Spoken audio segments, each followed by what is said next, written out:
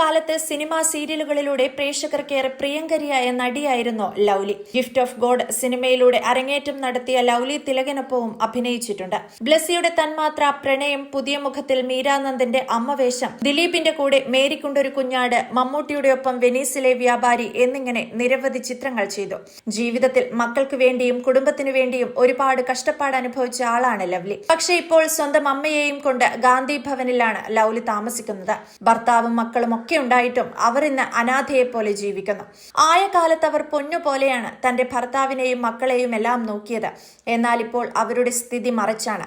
Lovely ഷൂട്ടിങ്ങിനായി പോയിരുന്ന കാലത്ത് ഭർത്താവിനും മക്കൾക്കും വേണ്ടതെല്ലാം ഒരുക്കി നൽകുകയും മക്കളെ സ്കൂളിൽ വിടുകയും ആഹാരം നൽകുകയും സ്നേഹിക്കുകയും എല്ലാം ചെയ്തിരുന്നത് ലൗലിയുടെ അമ്മയായിരുന്നു.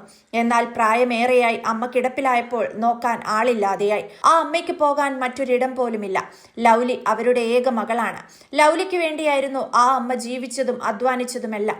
ലൗലി സിനിമകളിലും സീരിയലുകളിലും എല്ലാം ധൈര്യത്തോടെ അഭിനയിക്കാൻ പോയത് വീട്ടിൽ അമ്മയുണ്ടല്ലോ, മക്കൾക്കും ഭർത്താവിനും ഭക്ഷണം വെച്ചുണ്ടാക്കാനും വീട്ടിലെ കാര്യങ്ങൾ നോക്കാനുമെല്ലാം അവരുണ്ടല്ലോ എന്ന ധൈര്യമായിരുന്നു.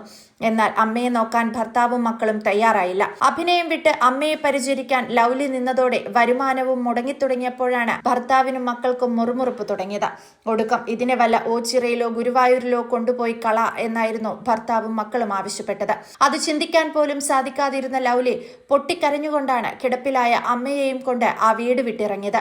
നമുക്കിവിടെ നിന്ന് പോയാലോ അമ്മയെന്ന് ലൗലി അമ്മയോട് ചോദിച്ചപ്പോൾ, നീ ഉണ്ടെങ്കിൽ ഞാൻ എവിടേക്കും വരും എന്ന മറുപടിയായിരുന്നു ആ അമ്മ നൽകിയത്. അങ്ങനെ അമ്മയെ എവിടെയും ഏൽപ്പിച്ചു പോകാൻ സാധിക്കാത്ത അവസ്ഥയിൽ ആ അമ്മയെയും കൊണ്ട് ലൗലി അഭയം തേടിയെത്തിയത് പത്തനാപുരത്തെ ഗാന്ധി ഭവനിലാണ്. 92 വയസ്സുകാരിയാണ് അമ്മ ഇപ്പോൾ. പൂർണ്ണമായും കിടപ്പിലായ അമ്മയ്ക്കൊപ്പം ലൗലിയും ഇപ്പോൾ ഗാന്ധി ഭവനിലാണ്. ഇടയ്ക്ക് മക്കളെ കാണണമെന്ന് പറഞ്ഞ് ലൗലി വിളിച്ചപ്പോൾ അവർ പേരക്കുട്ടികളെയും കൊണ്ടുവന്നു. എന്നാൽ അവർ ലൗലിയെയും അമ്മയെയും കാണുക പോലും ചെയ്യാതെ തിരിച്ചു പോവുകയാണ് ചെയ്തത്. ഇപ്പോൾ അമ്മയ്ക്ക് തുണയായി ലൗലിയുണ്ട്.